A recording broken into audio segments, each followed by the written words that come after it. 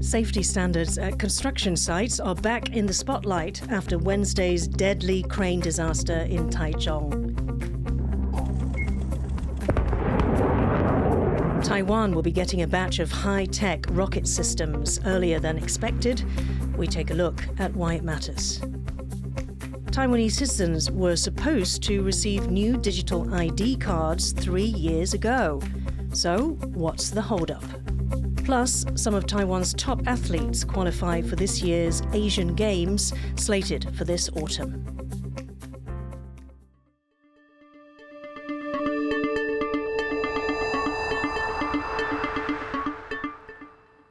A warm welcome to TaiwanPlus News. I'm Yin Khvat. It's emerged that a broken cable was behind the collapse of a crane onto the path of a metro train in Taichung on Wednesday. 1 person was killed and 10 others injured in the accident. The tragedy has renewed concerns about safety standards in the construction industry. Bing Wang reports. A construction crane fell midday in the middle of a busy work week from the roof of a high-rise building onto the tracks in the central city of Taichung. The train was unable to stop in time before crashing into the crane. 10 people were hospitalized while 1 person has died. This video shows the wreckage inside one of the train's carriages.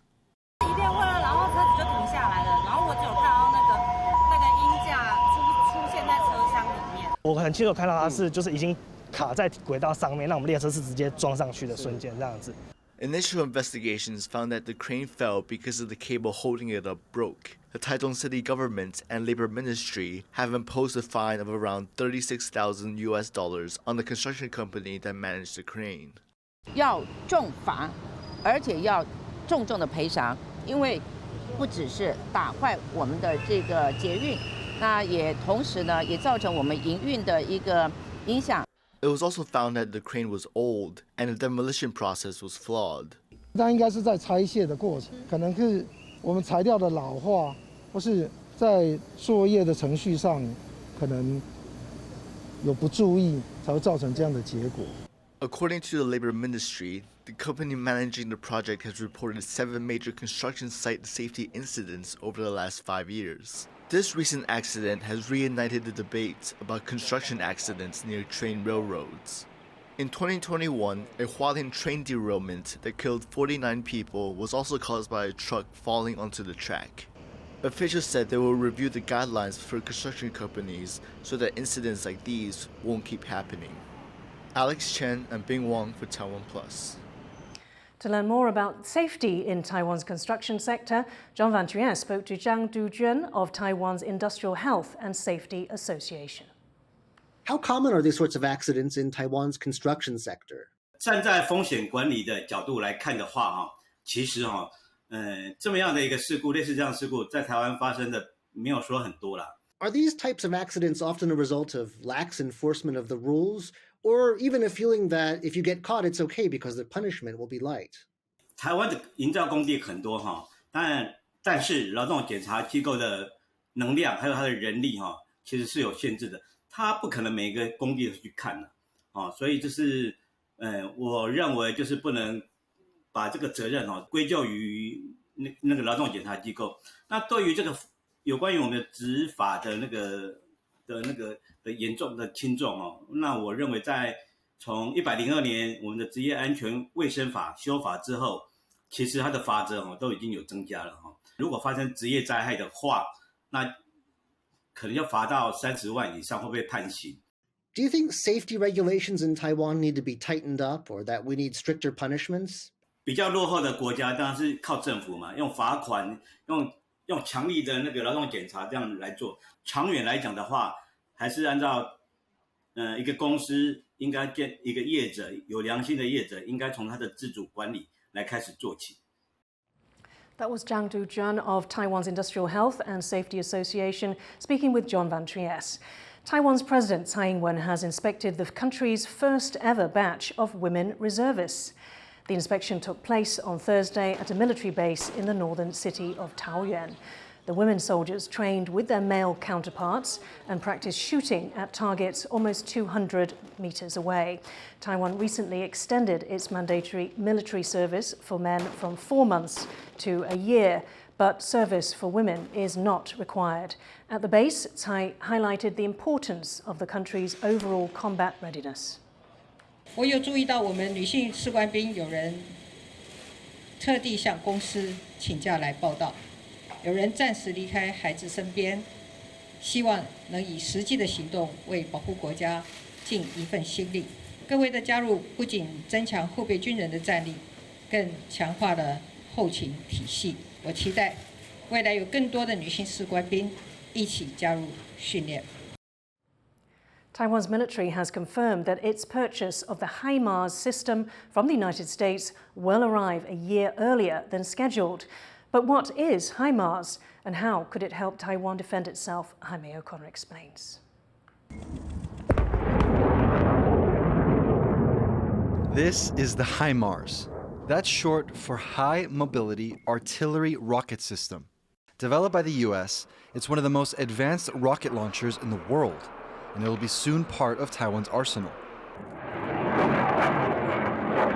Taiwan has purchased 29 of these systems, and the first batch is set to arrive by 2025.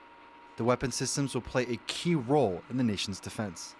So why does someone want a HIMARS on the battlefield is because of the modularity and the ability to shoot and scoot when you are in a defense mode.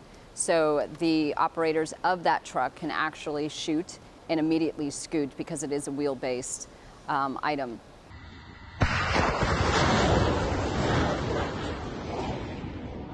This shoot and scoot technique has been used with great success by Ukraine in defending against Russia's invasion. Ukraine's armed forces have been able to use the HIMARS and other artillery systems to hit key Russian targets in their offensive in the south of Ukraine. They used their long-range precision munitions to create a situation that the Russians had to respond to. They blew all the bridges, they blew ammunition depots, command and control networks, and basically through fires and maneuvering closer to the unit, surrounded about 20,000 Russians. This capability is something that Taiwan is looking to get its hands on. The country's recent purchase of the HIMARS system comes as it faces a growing threat from China, which sees Taiwan as its own territory. Many of Taiwan's artillery systems are old and outdated. The HIMARS would reinforce the country's defenses and help modernize its military. HIMARS rocket system is very important to Taiwan defense. It's because it's not only the long range, but it still has very precise attack capability. Thanks to the HIMARS' long-range strike capability, Taiwan's military would be able to position the system far away from the front lines and still be able to defend its borders. This ability is ideal for defending against a potential amphibious invasion from China. We can use the HIMARS system launching the counterattack from the other side of Taiwan, for example, like eastern coast or east side of Taiwan, because the range is about 70 kilometers. So it is much more better for Taiwan defense. So we needed it very badly. With the first batch of the HIMARS set to arrive a year ahead of schedule, Taiwan's hoping that this new system can not only protect the country, but also serve as a powerful deterrent. Kamashu and Jaime O'Connor for TaiwanPlus. China has been ramping up military exercises around Taiwan, including simulating a blockade of the country. So just how long would Taiwan survive if it was cut off from the outside world? Sally Jensen takes a look. It's not a scenario that many would like to think about, but China's two most recent military exercises have simulated a blockade of Taiwan. For an island country that relies heavily on imported goods, an actual blockade would threaten the supply of many essentials to 24 million people. According to Taiwan's Food and Agriculture Administration, 70% of the country's food is imported. While the majority of fruit and vegetables are homegrown, these have a short shelf life of only 14 days. As for animal products, very little is domestically produced. The only crop Taiwan produces enough of is rice. 1.1 million tons of it is in storage, which could last the country 10 months in the event of a Chinese blockade. But for other grains like soybeans, wheat and corn, Taiwan only produces 4% of its own supply, so these would not feed people for long. 之所以会这么低的原因呢，是因为国人的饮食西化，就导致我们的自给率呢，是低于其他的亚洲国家。 And when it comes to energy, virtually all of Taiwan's power comes from imported fossil fuels, coal, oil and gas. While oil supplies would last 5 months, coal would last 39 days and methane gas only 11 days. Taiwan is also reliant on pharmaceutical imports. 25% of the population, around 6 million people, have chronic illnesses. Over 1 million of them are dependent on medication with ingredients from China. Half of the ingredients for all of Taiwan's drugs are imported from its neighbour. So pharmacists here are pushing for a contingency plan in case of a Chinese blockade. 中国大陆如果不开心，把整个原料禁止到台湾，台湾要有应对的办法。原料是不是可以考量其他的国家，还是台湾本土的制造原料厂跟他购买？ But other than potential domestic crises, a Chinese blockade of Taiwan could disrupt a key link in global supply chains.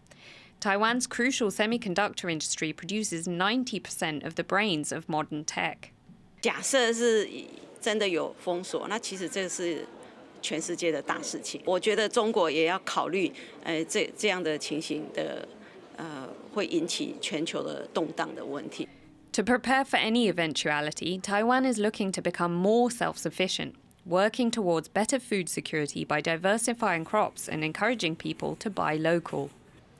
The country's also pushing towards renewable energy, developing wind and solar power as it moves away from fossil fuels. It aims to boost renewables in its energy mix tenfold by 2050. 就任何的武器、军事装备都没有办法阻止太阳升起来，没有办法阻止风吹进台湾。所以我们的再生能源包含太阳光电跟风电，就是说依照这些地球物理条件而产生的电能，事实上就不容易受军事的封锁。As for drugs, to reduce its reliance on China, Taiwan's pharmacists are calling for the costs of ingredients imported from elsewhere to be made more affordable. 当然，它的价格会比较高，但台湾的健保应该要去鼓励，如果原料不是来自中国，给它比较优惠的价格。 Should China's recent simulation become a real blockade of Taiwan, it would lead to a shortage of food, energy and medicine, putting millions of lives at risk. So as Taiwan ramps up its efforts to protect citizens from military aggression, a move towards self-sufficiency would be just as vital. Eason Chen, Harel Hughes and Sally Jensen for TaiwanPlus. A US lawmaker says that the Chinese government deliberately doctored his words in a video recording. Last week, a video circulated of Democratic Representative Seth Moulton appearing to say the US would blow up Taiwanese chipmaker TSMC if China invades Taiwan. Moulton says the clip was manipulated by the Chinese government. The video spread on Twitter and has been picked up by several local media outlets. Taiwan's foreign ministry said it's an example of how China's cognitive warfare tactics target the media. TSMC produces 90% of the world's high-tech semiconductors and is a key part of global tech supply chains. The company is seen as a major deterrent to a Chinese invasion of Taiwan. US chip materials supplier Integris has opened its largest global production hub in Taiwan. The 54,000 square metre site opened on Wednesday in Kaohsiung's Southern Science Park, a dedicated zone for tech companies, including chip giant TSMC. Integris expects to invest around $500 million. The company will also look to hire more staff. The move comes despite calls in Washington to bring more chip manufacturing to the US. Bodies of Vietnamese migrants that washed up on Taiwan's shore have been returned to their families. Earlier this year, at least 20 corpses were found on the country's west coast. 9 of them have been identified as Vietnamese migrants attempting to illegally enter Taiwan. Officials are still investigating the case for any other potential illegal activity. In 2018, Taiwan's government announced plans to digitize the country's ID system, but the program has stalled several times, potentially costing taxpayers millions. It's also a point of controversy when it comes to basic civic rights, as Leslie Liao reports. Every Taiwanese citizen has one of these, an ID card. They're an important part of life here and needed for everything from voting to shopping online. The government launched plans to digitize these IDs in 2018, and Taiwanese citizens were supposed to receive a new smart card 3 years ago. But people haven't got them yet. What happened? Well, quite a bit. The idea? Give people one ID card they can use to integrate personal information which is stored across multiple government databases. The plan is meant to cut through red tape, but it also entails keeping a lot of sensitive information in one place. 就我即便没有把资料给别人，可是我留下我在哪里去用过这些卡的资料，它也更容易被收集起来。 The government was supposed to issue new cards in 2020, but the COVID-19 pandemic delayed the rollout, so the date was pushed back to 2021. But then plans were flat out suspended after cybersecurity concerns surfaced. The IDs came back into the spotlight after a government contractor sought compensation for the delays. The company said it had spent money on equipment and maintenance for plans that are yet to come to fruition. Taxpayers may have to foot the bill for the delays to the tune of around $33 million US, but the problems with the program go beyond financial. 那他其实当初在做这计划的时候，他完全没有去修法立法，就是我们到底是凭借什么法律依据才可以做这件事情。And the plan could even affect Taiwanese citizens' basic rights. 如果他今天我们是一个采取全面强制换发数位身份证的情况，那这个人在他不愿意去领取超过他所需要的这个数位身份证的情况下，他就会没有证件可以用。那因为台湾有很多其他的法律去规范，你必须要去证明拿身份证去证明你的身份才可以行使的权利。比方说像是选举。The government says that all of the delays, scrutiny, and money spent are necessary to get the digital ID program right when it finally gets off the ground. 社会大家集体面对的一个成本，那当然这样一个成本没有错，我们当然全国要一起来承担。但是政策上，我们当然在第一个治安的强化这个部分，制度的强化，以及民众的沟通，这都是需要大家齐心协力，一起来努力，达成一个共识。Identity is a tricky concept at the best of times, but in this case, people's tax money, personal data, and constitutional rights are all at stake. It's a conversation that requires participation from all corners of society, and one that can't afford to be bungled. Alex Chen and Leslie Liao for TaiwanPlus. Coming up, what does a court ruling on a TV station's broadcast license mean for Taiwan's media freedom? Stay tuned to find out.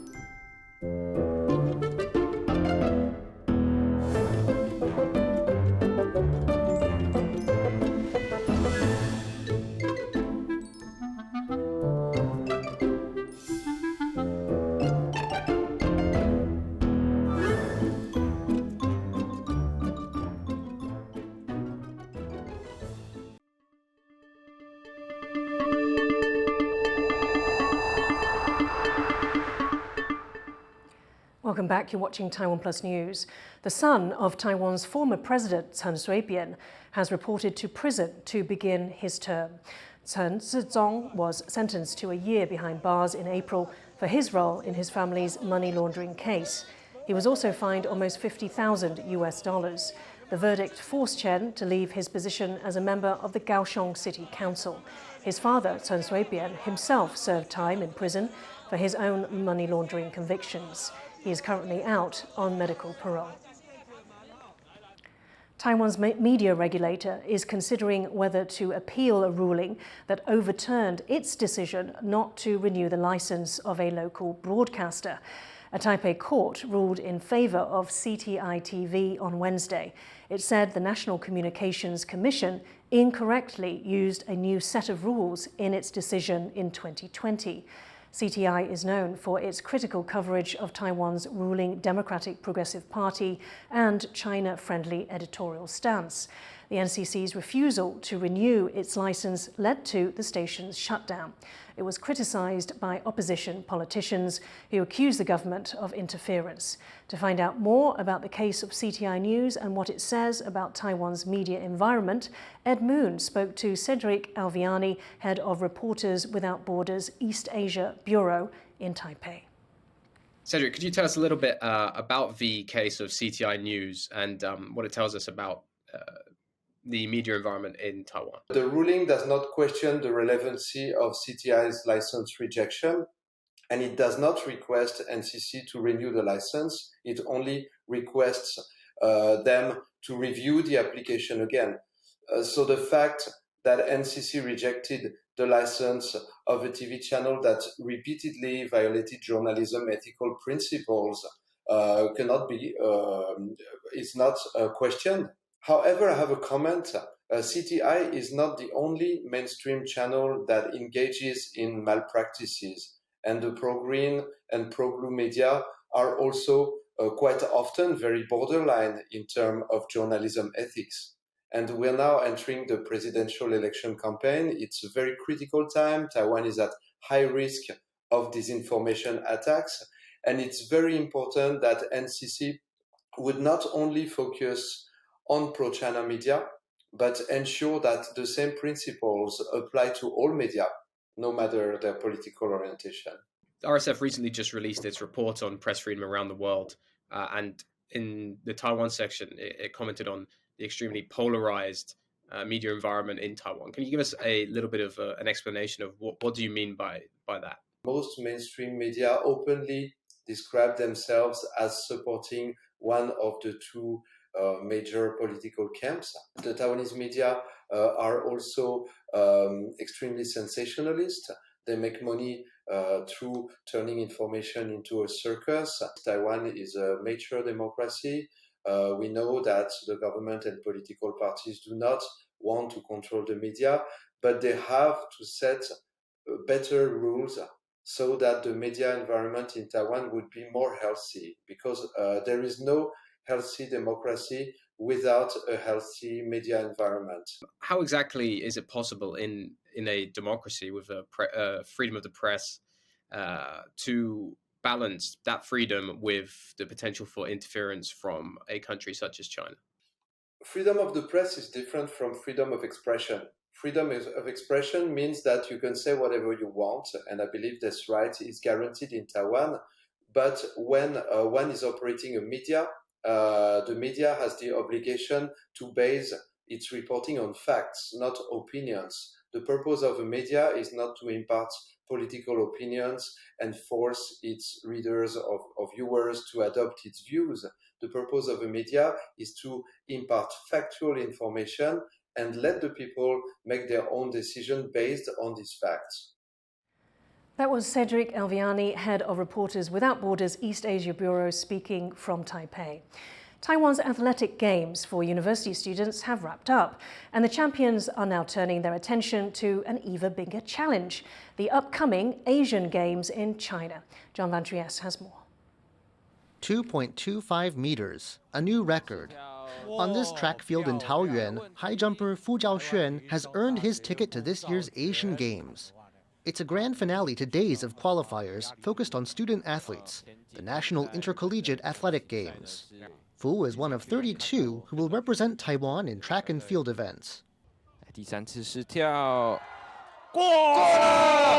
除了正选达标的选手之外，我们还可以再征召其他的那些100跟400的选手来组成一个接力队。所以目前我们的选手是超过30位了。And it's not just track and field. Over the past 2 weeks, venues across Taiwan have hosted qualifiers in 20 different sports. Now that they're all wrapped up, it's time to focus on the next prize, a medal at the Asian Games. This year's event will take place in September and October in Hangzhou, China, after a long delay due to the COVID-19 pandemic. For some, like high jumper Fu Jiaoxuan, though, it's been satisfying just to qualify. 太漂亮了！